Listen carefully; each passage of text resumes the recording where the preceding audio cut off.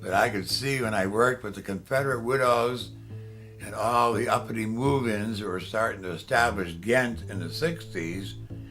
And then I went to Northern Virginia with a wealthy parish, but I had to leave. I didn't have to leave, but I left because I knew it was all going to go backward and conservative. In fact, when I went to ask the bishop to leave after the diocese was split, I was still in Northern Virginia and wanted to come back to Richmond. I went in to ask the bishop. I made an appointment about 3 weeks after he was installed and the Diocese of Arlington was erected.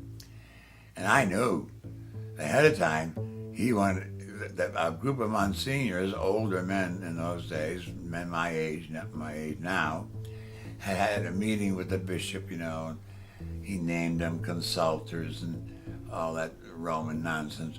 And they had said to him, if TQ, or they called me Father Quinlan, of course, if he, try to get rid of him. So I heard about that secret meeting, which made me hysterical.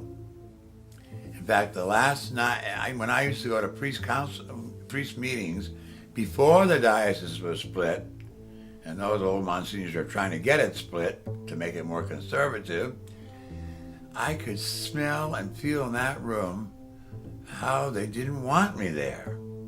It was a terrible feeling, but I interpreted it, of course, as I do romantically, and laugh, and I would say things just to get them excited.